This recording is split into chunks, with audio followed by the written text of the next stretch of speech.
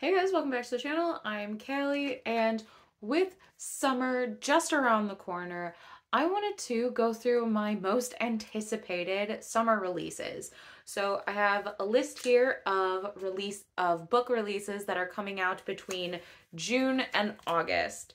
So I have a pretty hefty list with a fair amount of sequels, because you all know me, I am huge into series. I'm gonna go through all of these in publication order, starting with June 6th.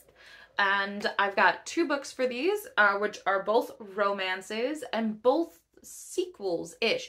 The first one is Unfortunately Yours by Tessa Bailey. Now, I have pre-ordered this.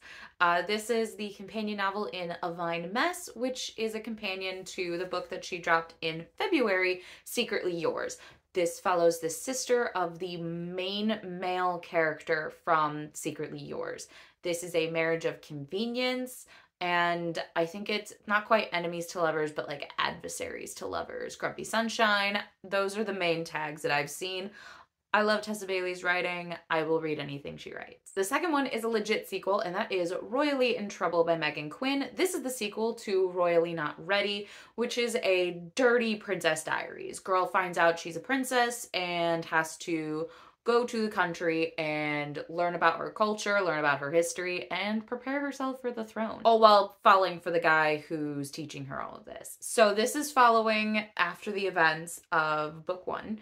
And I really loved book one. Royally Not Ready was my first Meghan Quinn book, and I loved it, naturally, since I fell into a Meghan Quinn hole a couple months ago. So, really pumped for this one. I will probably end up reading this on my Kindle and pre-order a hard copy later. Next, June 13th, the first book, which is one I have pre-ordered, which is Love Theoretically by Hazelwood. Hazelwood is one of my favorite romance authors. I absolutely adore her. She does a great job of mixing scientists in academia with really good romance. This follows a theoretical physicist and an experimental physicist, and they're at odds academically, and this is our main female character also moonlights as a fake girlfriend. And this experimental physicist, who's on the hiring committee of MIT where she is trying to apply, knows that she does this. So to me, this gives very Dramoni vibes, and I know that Hazelwood loves to do the ship fanfic kind of angle. Her first two books were Kylo and Rey from Star Wars, which I absolutely adored every second of, so really excited to dive into this one. I'm actually going to the event in Chicago to meet Hazelwood for a second time. The next book that I have is A Crown of Ivy and Glass by Clair Legrand. I put this on my list because I love Clair Legrand. She is the author of the Furyborn trilogy, and it is one of my favorite trilogies to date.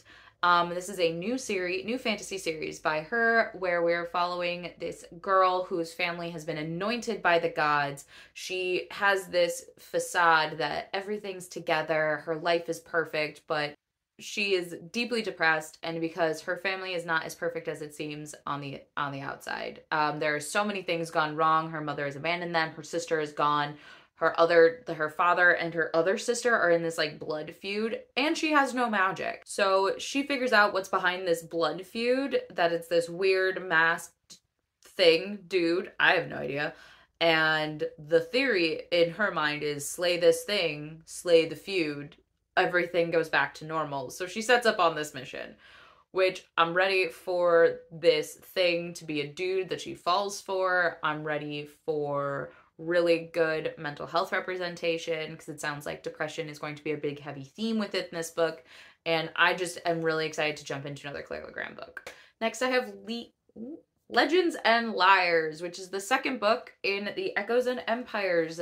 I don't know how many books this is going to be, but I read Echoes and Empires a couple months ago, and I really liked it. I love Morgan Rhodes' writing style. She is the author of the Fallen Kingdom series, which is one of my favorite big series, and this is her newest. I think it's a series. I'm pretty sure it's a series. But this is her newest series, which mixes together. It felt very Indiana Jones, Game of Thrones, it mixed the modern world with a fantasy world really, really well, and I just adored the characters, and I really thought the plot was intriguing. So the last book ended on a cliffhanger, and I am really, really excited to jump into book 2. The last June date I have is June 22nd, and the book that I have is Liars and Liasons by Sapphire Miller. This is the final book in the Monsters and Muses dark romance series. This is following Cal's sister and someone's uncle. The family ties. She posted, I actually own it. She gave it out. She was giving it out at a Polycon, the whole like family tree, and it's ridiculous. So, but it's the fact that it's Cal's sister is very intriguing to me, and I don't remember the myth that this is based off of, to be completely honest.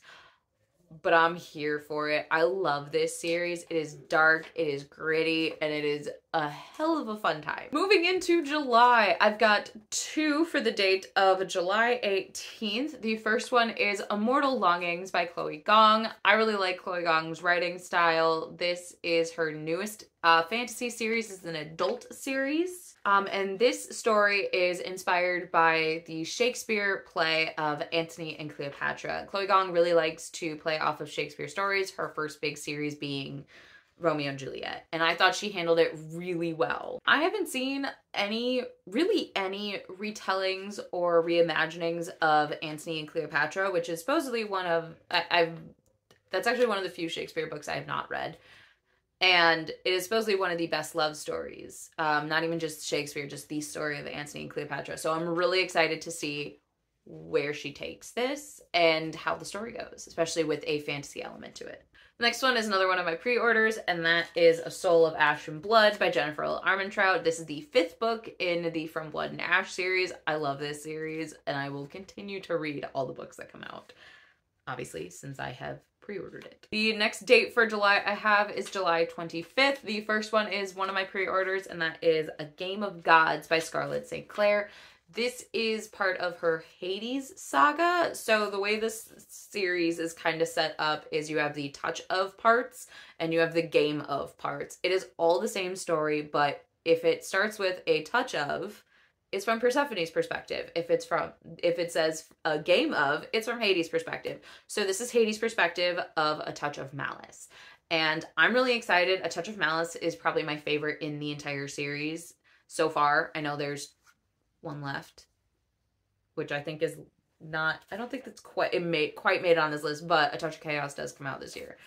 And I love getting Hades' perspective. It is so fascinating to, especially because he pops in and out of Persephone's life in the most inopportune time. So seeing what he's actually doing is hilarious to me, and it's just a fun time. So A Game of Gods is coming out, and I think this is the last game of, because she said A Touch of Chaos is dual perspective opposed to just Persephone's perspective, which is interesting. The last one I have for July for that same date is The Bonesmith by Nicki Preto.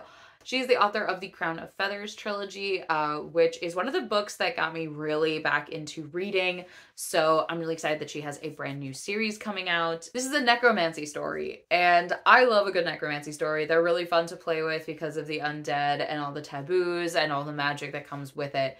So we have a main character who is trying to become a Valkyr, which is a ghost hunting warrior.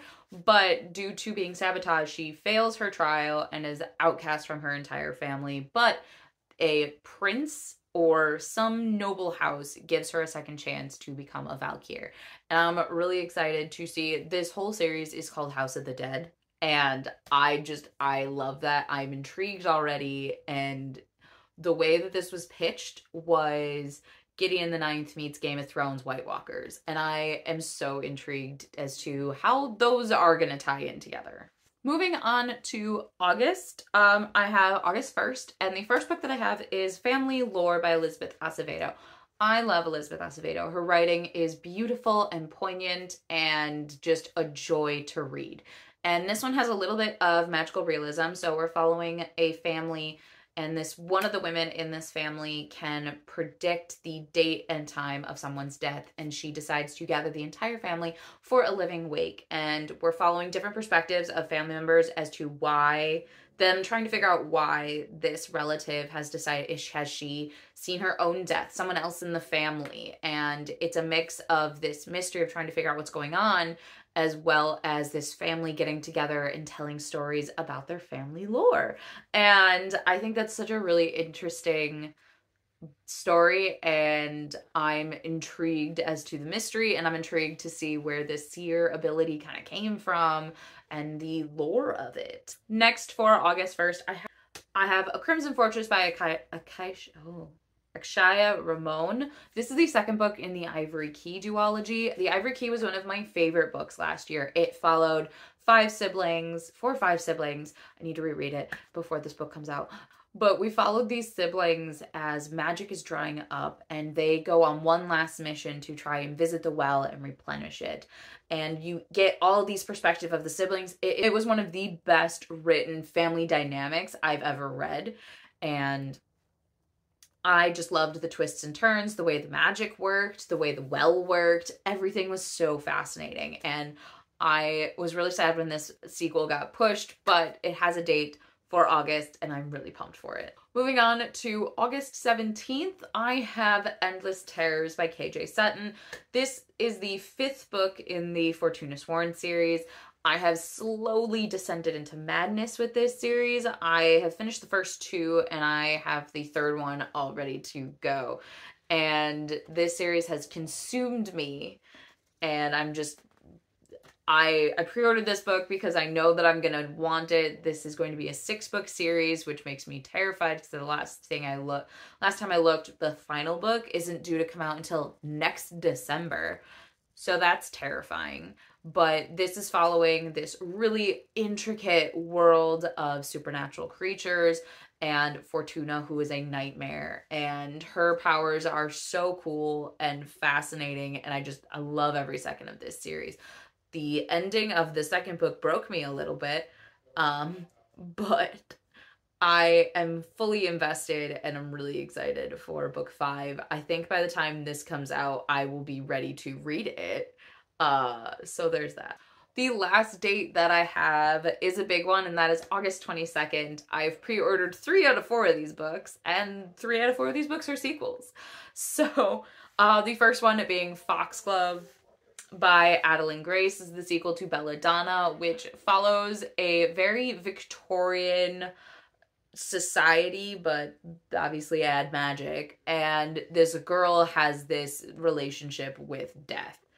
Quite literally, like, she eats belladonna berries just to talk and yell at death. It's amazing. The world is so ambient of that creepy Victorian era, and I really loved this. Next, I have Never a Hero by Vanessa Len. This is the sequel to Only a Monster, which was another one of my favorite books from last year.